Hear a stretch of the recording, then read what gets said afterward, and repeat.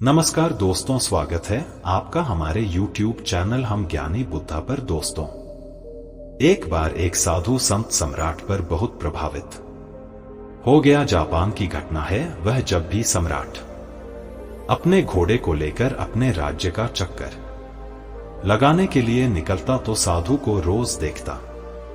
वह साधु एक वृक्ष के नीचे बैठा रहता, अपनी मस्ती में मस्त, कभी बांसुरी बजना, कभी नाचना, कभी कोई गीत गुनगुनाते और कभी चुपचाप बैठा रहता। आकाश के तारों को देखता रहता सम्राट।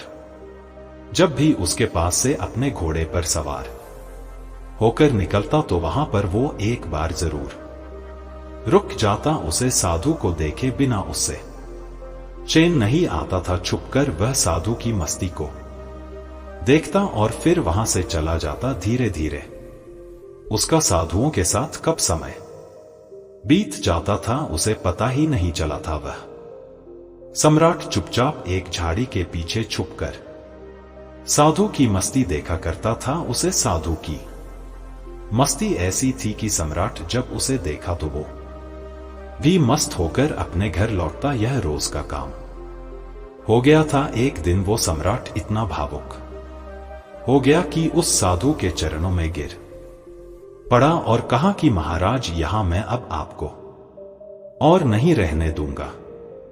इस वृक्ष के नीचे आप बारिश में कैसे रहोगे? मेरे महल में चलो, उसे पर कृपा करो, मुझे सेवा का अवसर दो। ये सुनते ही वो साधु उठ कर खड़ा हो गया, अपनी झोली उठा ली और कहा कि चलो। ये देख कर सम्राट को बड़ा झटका लगा। सम्राट तो कह रहा था कि महल चलो, लेकिन प्रश्न होता यह सुनकर कि साधु कहता, कैसा महल? कहां का महल? हम जहां हैं वहीं मस्त हैं। हम महल वगैरह में नहीं रह सकते। हमने तो कपड़ों का त्याग किया है। सम्राट के मन में तो यह सब सुनने की इच्छा थी। अगर साधु ने ऐसा कहा होता तो सम्राट उसके पैरों पर गिरकर कुछ और विनती कर लेता, लेकिन साधु तो तुरंत चलने को तैयार हो गया। तो सम्राट थोड़ा सदमे में आ गया। उसने सोचा, मैंने कोई गलती तो नहीं कर दी? इस आदमी ने मेरे साथ कोई चालबाजी तो नहीं की? ये कोई महल में घुसने की तरकीब तो नहीं लगा रहा कि यहां पर बैठकर बांसुरी बजाना रहा और ये इसका बांसुरी बजाना, ये मस्ती में नाचना, यह मुझे फंसने के लिए कोई तरकीब तो नहीं है? क्या ये मछली को फंसे के लिए कांटा तो नहीं फेंका गया था? फालतू ही चक्कर में पड़ा। सम्राट ने सोचा कि अब तो कुछ कह भी नहीं सकता। इसने एक मौका भी तो नहीं दिया। इसने यह भी तो नहीं कहा एक बार भी कि नहीं, मैं बहुत मजे में हूं। क्या बारिश, क्या सर्दी, हमारे लिए सब एक है। सम्राट ने सोचा कि क्या साधु है ये? आराम की बात आते ही तुरंत हां बोल दी। सम्राट के मन का सारा भाव ही खत्म हो गया। सम्राट यह सब सोच ही रहा था कि वह साधु तब तक सम्राट के घोड़े पर चढ़कर बैठ गया। सम्राट को जिंदगी में पहली बार पैदल चलना पड़ा, जबकि वो खूब बड़े मजे से घोड़े पर बैठकर जा रहा था। सम्राट के दिल को बड़ी चोट लगी कि यह तो मैंने बड़ी जल्दबाजी कर दी, बहुत बड़ी गलती हो गई। लेकिन सम्राट अब अपनी बात से पलट भी नहीं सकता था, क्योंकि वो अपने वचन का पक्का था। सम्राट ने सोचा कि ये भी महल में पड़ा रहेगा, इतने लोग तो पड़े हैं, ये भी पड़ा रहेगा तो क्या फर्क होगा? लेकिन सम्राट के मन में उस साधु के लिए सम्मान खत्म हो चुका था। साधु तो महल में जाकर रहने लगा, पर सम्राट को दिन प्रतिदिन कष्ट बढ़ाने लगा, क्योंकि साधु ऐसी मस्ती में रहता था। जब यही साधु वृक्ष के नीचे मस्त रहता था तो सम्राट के मन में उसके लिए आदर पैदा हो गया था कि एक ऐसा गजब का त्यागी है। साधु तो वृक्ष के नीचे भी बांसुरी बजाना था और महल में आकर भी वह बांसुरी ही बजना था। लेकिन अब वह मखमल के गद्दे पर बैठकर बांसुरी बजाना था। यह सब देखकर सम्राट की छाती पर सांप लौट जाता था। कि कहां का आदमी मैं उठा लाया, यह कोई साधु ही है। सम्राट से भी ज्यादा शान से वो रहता था। सम्राट को तो कुछ चिंता फिक्र भी थी। आखिर अपना साम्राज्य, अपना महल, अपनी धन दौलत, सैकड़ों चिंता थी, लेकिन उस साधु को तो कोई चिंता नहीं थी। वो तो बांसुरी बजाएं और नाच मस्त भजन करें 6 महीने किसी तरह। सम्राट ने बर्दाश्त किया, लेकिन बात बढ़ती गई।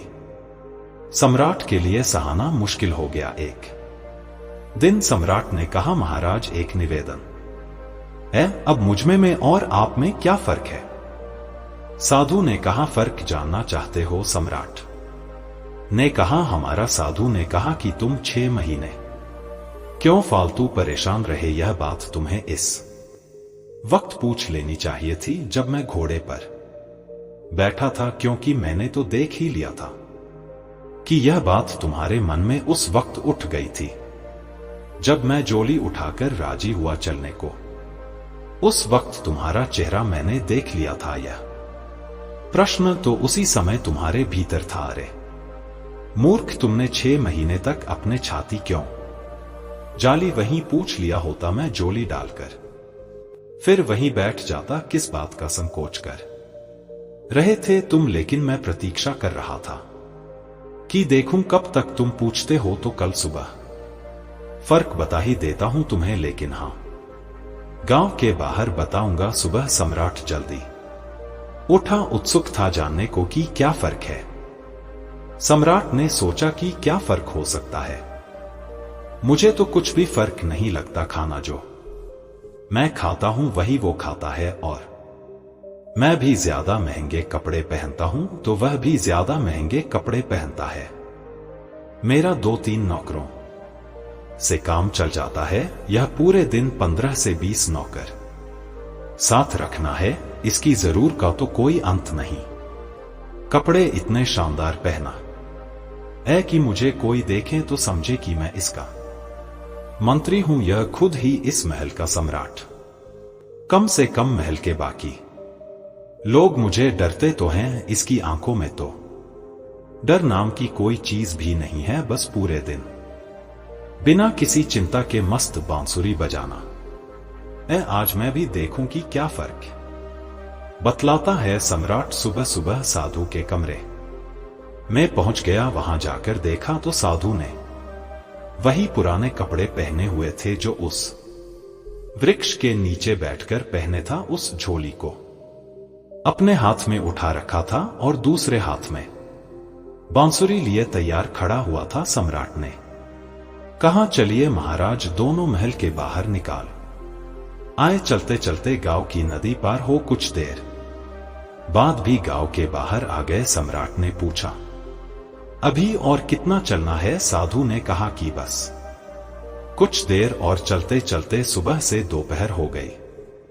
सम्राट ने कहा, बस अब और आगे नहीं, जो भी कहना है यही कह दो। साधु ने कहा, मैं तो आगे जाता हूं, तुम चलते हो कि नहीं? सम्राट ने कहा कि मैं कैसे चल सकता हूं? मेरा महल, मेरी बीबी, मेरे बच्चे, मेरी धन दौलत, सब कुछ मुझसे जुड़े हुए हैं। मैं तुम्हारी तरह साधु थोड़ी ना हूं जिसे किसी बात की कोई चिंता ही नहीं है। साधु ने कहा, बस यही फर्क है तुम में और मुझ में। मैं कहीं भी जा सकता हूं, तुम नहीं जा सकते हो। मैं हर स्थिति में खुश रह सकता हूं, लेकिन तुम नहीं।